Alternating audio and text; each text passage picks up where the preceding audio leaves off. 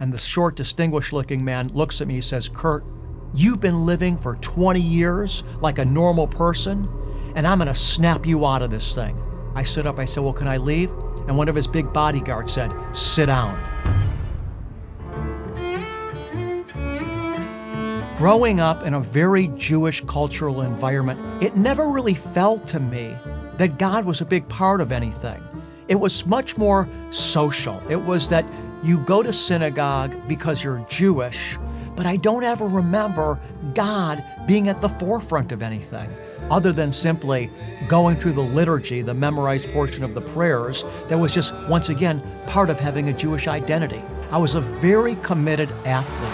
I started wrestling in 7th grade, and every year I got more and more focused on this sport. I would go to sleep at night, and I'd envision myself with my hand raised being the state champ, and I got to the place where I felt there was nobody that I could not beat. I felt like I was in control. It was a great time in life, but things changed just like that. When I looked into the future as a senior in high school, now that wrestling was over, I realized that the world was so much bigger than I was, certainly so much bigger than the people that competed in my weight class in wrestling. I felt afraid. I lost my identity. I lost my purpose. I just got more and more lost and more confused. I spent as much time as possible just sleeping to escape the emotional turmoil that I was in. I asked myself, what can I do to give myself that feeling back that I had when I was wrestling? It was such a dark time for me that I had a difficult time remembering any of the good things that had happened to me in life. And I go to sleep one night. It was 1978. In the middle of the night, I was awoken from my sleep. Suddenly, in color, Jesus appeared on the cross. A ray of red light from straight through the sky beamed down on his head. God had just showed me that Jesus was the way to him. The vision lasted no more than 2 seconds, but I was aware when it happened.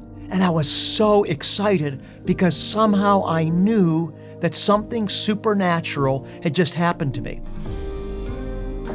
I got up the next morning. I started talking about it, telling everybody about it. I started devouring the Word of God. I was very naive as to what I was about to face when I started telling my Jewish family and friends about this experience. We drove to a hotel. There was a short, distinguished-looking man in a 3-piece suit, and then he had 2 guys next to him, both of them over 6 feet tall, probably at least 200 pounds. And the short, distinguished-looking man looks at me, he says, "Kirt, you've been living for 20 years like a normal person, and I'm gonna snap you out of this thing." And I said, "I'm not programmed. I just believe that Jesus is the Messiah." And he said, "Well, you've got nothing to worry about." I stood up, I said, "Well, can I leave?" And one of his big bodyguards said, "Sit down." We went back to my home, but one of the bodyguards was with me. He slept in my bedroom that night so that I couldn't escape.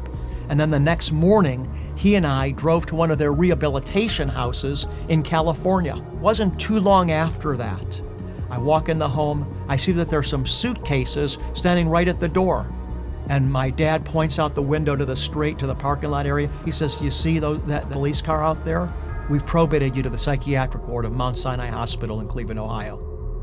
Was locked up in the psychiatric ward for 2 months.